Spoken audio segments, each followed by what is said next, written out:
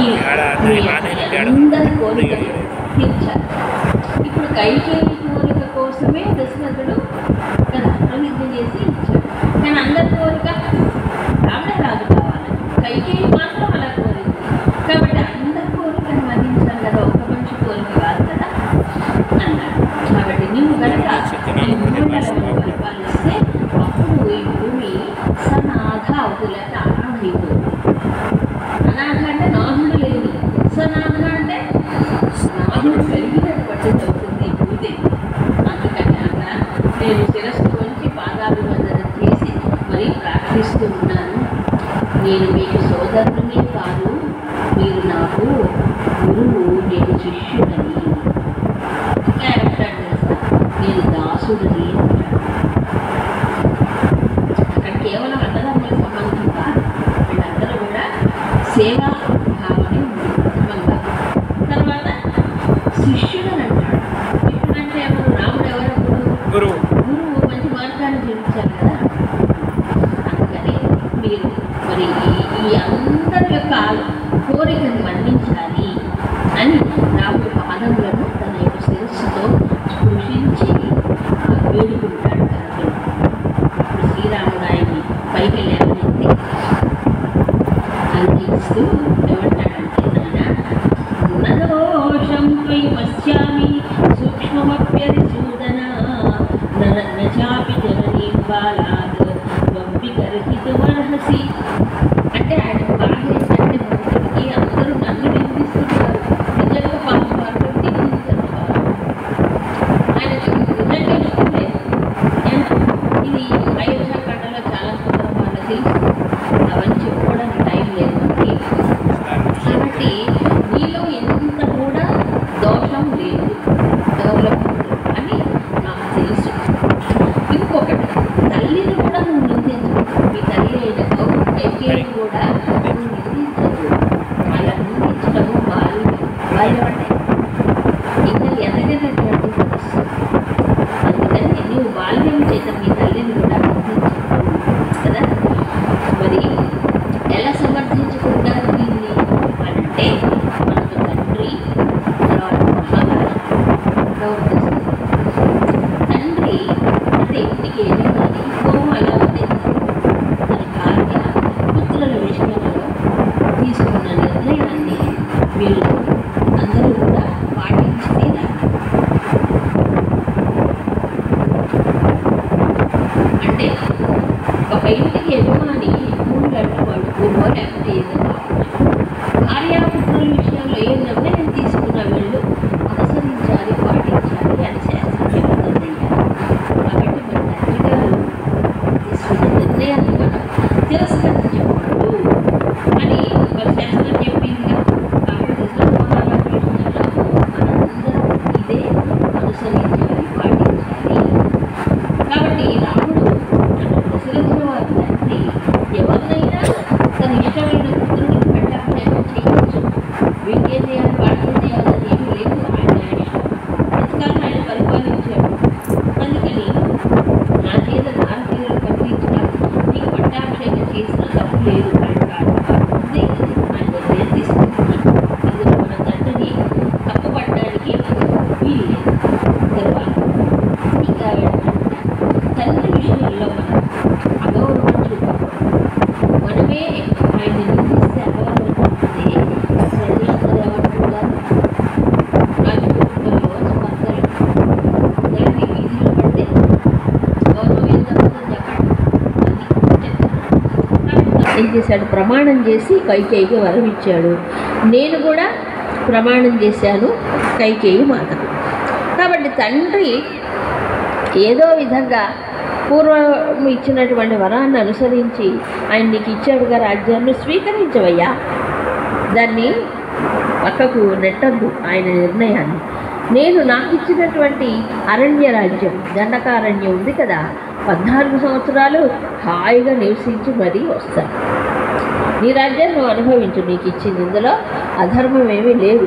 ఆయన నిర్ణయం తీసుకున్నాడు, మనం అందరం అనుసరించాలి అని. అంటే ఇద్దరు కాదు కదా, సమర్థుడు, శ్రేష్ఠుడు, అందరికీ ఇష్టుడు, ఇలాంటి నీవు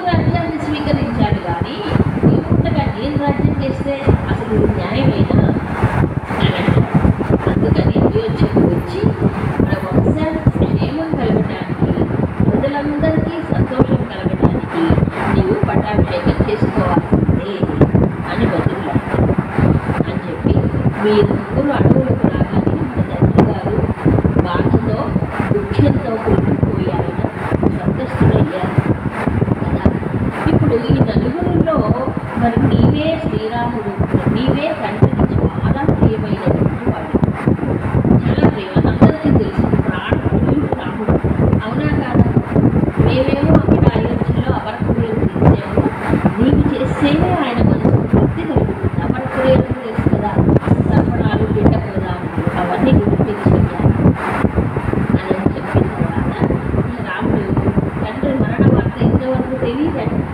ఇప్పుడు భక్తుడు చెప్పిన తర్వాత పసిపిల్లవాడిలాగా ఏడుస్తాడు శ్రీరాముడు. ఏంటంటే రాముడు మాటవాడు ఏడుస్తున్నాడు. ఆయన మానవుడు కదా, ఇప్పుడు మానవులకు హృదయం లేదు, గుండె లేదు, వాళ్ళకి ఎవరు పోయినా ఏం లేదు, మన మీదనే ఉంటారు. కానీ రాముడు సంపూర్ణమైన మానవ లక్షణం కలిగినవాడు. ఎందుకంటే అమితమైన ప్రాణంతో సమానం, ఎవరికి దర్శనం. కాబట్టి తన ప్రాణంతో సమానంగా ప్రేమించే తండ్రి వియోగం మాత్రమే చాలా దుఃఖిస్తాడు.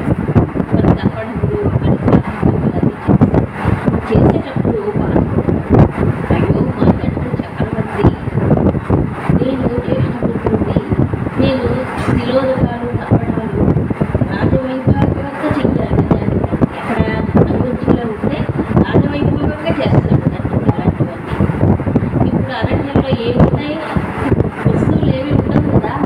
కాబట్టి అరణ్యంలో దొరికి వస్తువులతోనే పిండాలు తర్పణాలు చెయ్యాలి అని బాధపడతాడు. మా తండ్రి గారు నీ ఈ విధంగా చేస్తున్నాను, చేయవలసిన పరిస్థితి వచ్చింది అనేటువంటి చూసి బాధపడతాయి. ఇలా నలుగురు సోదరులు మళ్ళీ మందాకిని నదికి వెళ్ళి తర్పణములు క్రియలన్నీ కూడా చేసి చాలా తండ్రిని తెలుసుకొని నలుగురు కలిశారు కదా. ఒక దుఃఖాన్ని నలుగురు కలిసినప్పుడు దుఃఖాన్ని పంచుకుంటారు, అవునా?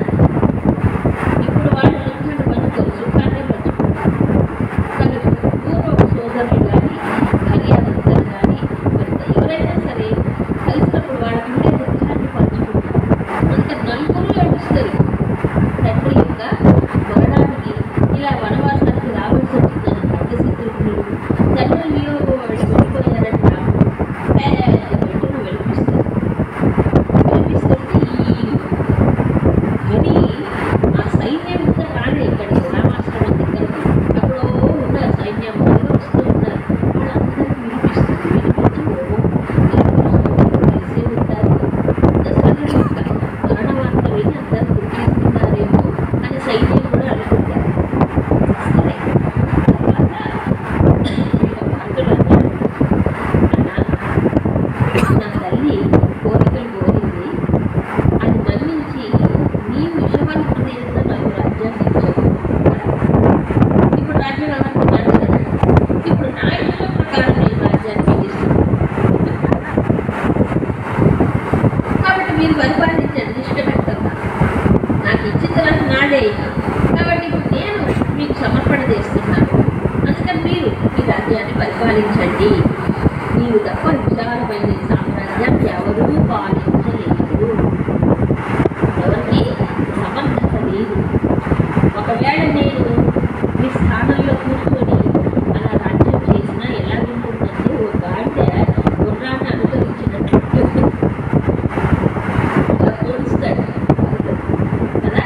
ఓ సాధారణమైన చిన్న పక్షి కాకి గరుత్మంతుడిని సమానంగా ఎక్కడికైనా లేదు కదా. అలాగే ఉంటుంది పరిస్థితి. నీవు చక్రవర్తి, లక్షణాలన్నీ నీలో ఉన్నాయి, నేనెలా నీ గమనం అనుసరిస్తాను శ్రీరాముడు అని చెప్పి ఇంకొక ధర్మం చేస్తాడు. సుజీవం ప్రత్యశస్య యః పరైర్మజీవ్యతే రావతేన దుర్జీవ యః పరానుపజీవతి. జీవితం అంటే ఎలా ఉండాలి? మానవ జీవితం ఎప్పుడు సార్థకం? ఎవరు జీవించి ఉండటం వల్ల, ఎవరి జీవనం వల్ల ఇతరులు ఆయన ఆశ్రయించి జీవిస్తారు. అంటే ఆయన ఆశ్రయించి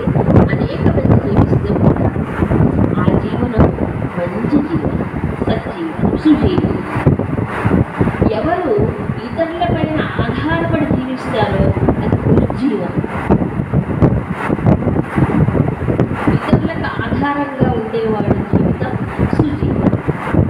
ఇతరుల పైన ఆధారపడి జీవించేవాడు దుర్జీవనం. రామ, ఇప్పుడు మీరు ఎలా జీవించారు? ఇంతమందికి ఆధారం మీరే, అది కదా. కాబట్టి ఆ రకంగా జీవించాలి. Live and let live others.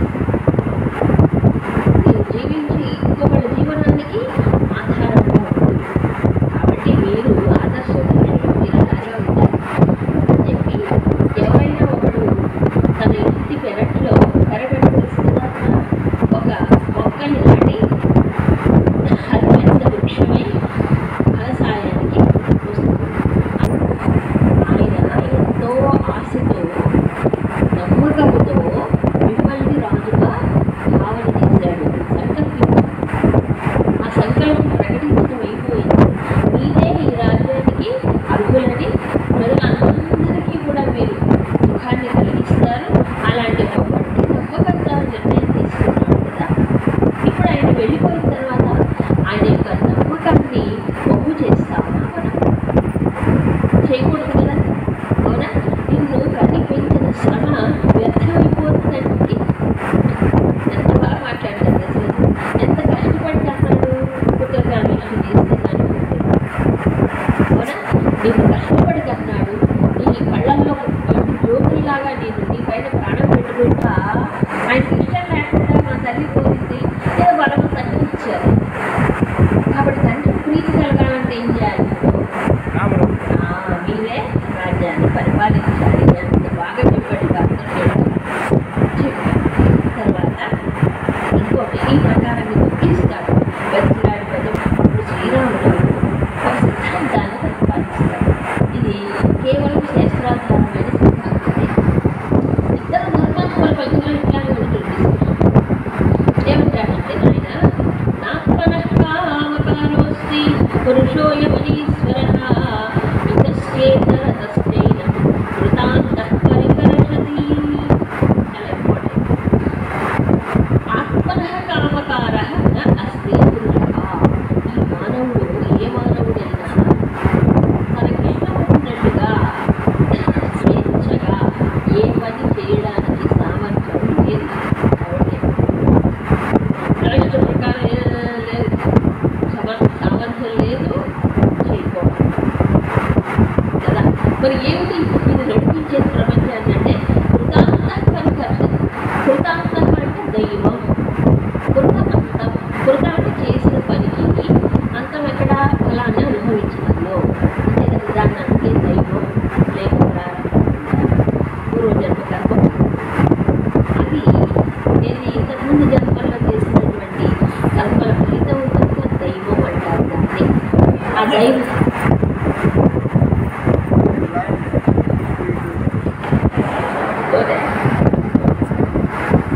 పరికర్షణ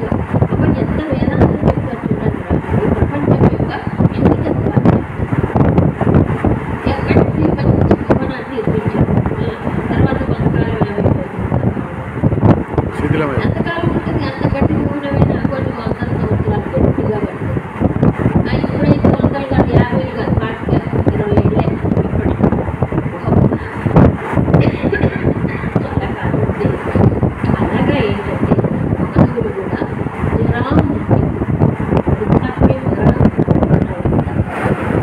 అవునా. ఇంకో విషయం శంకరాచార్య చెప్పిన వేదాంతంలో అత్యేతి రజనీయాతో సార ప్రతినివర్తతే యాత్యేవ యమునా పూర్ణ సముద్రములపాకులం. ఇవాళ రాత్రి గడిచిపోయింది, రేపు తెల్లవారుతుంది. మళ్ళీ రాత్రి వెనక్కి తీసుకోగలరా? గడిచిన సమయము వెనక్కి రాదు. అలాగే నీరు ప్రవహించుకుంటూ సముద్రంలో కలిస్తే అది వెనక్కి వస్తుందా? అలాగే ఋతు చక్రం ఇలా రౌండ్ రౌండ్ రౌండ్ మొట్టమొదటి ఉపదేశం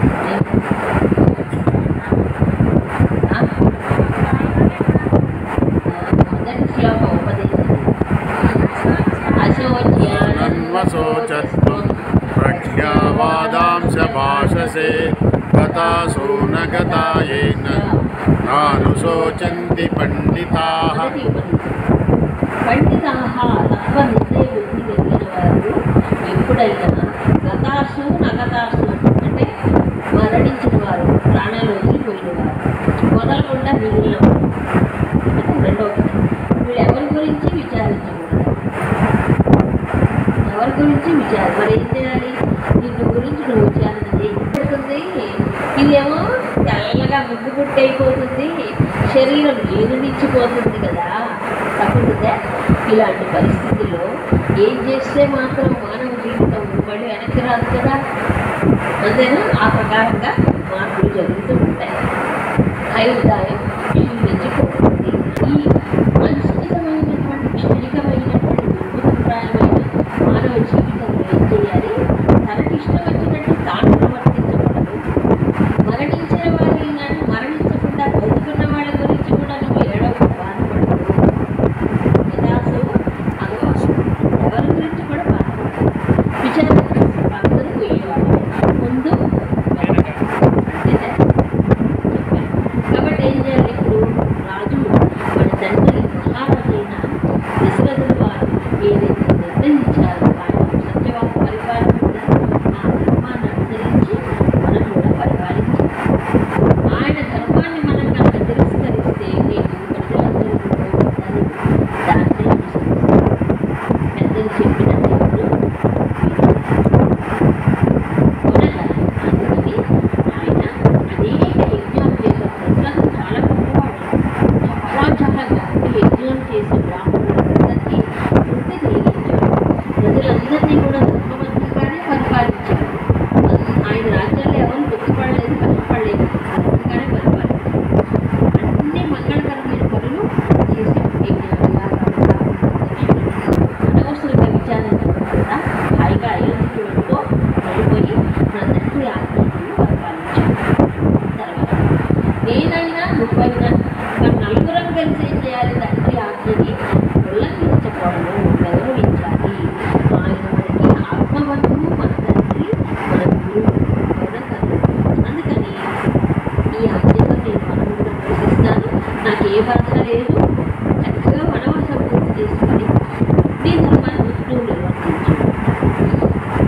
అప్పుడు భక్తుడు అంటాడు, అన్నా దుఃఖమైనా సుఖమైనా నీ రెండు సమానమే.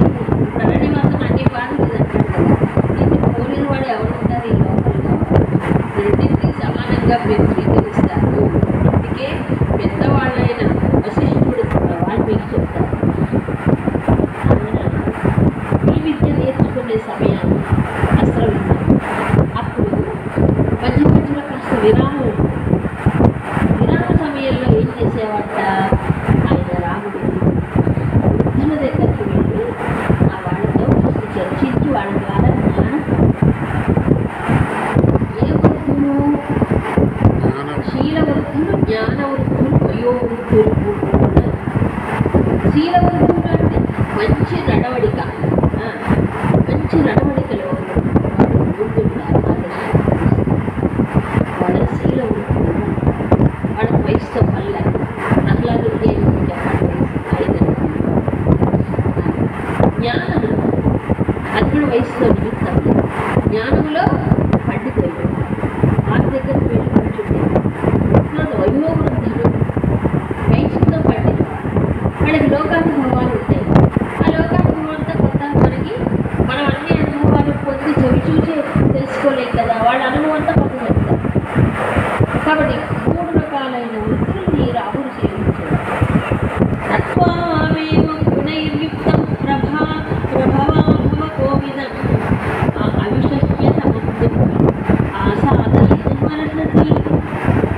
జగత్తు యొక్క సృష్టి స్థితి వినాశములు కూడా నీకు తెలుసు. ఇక్కడ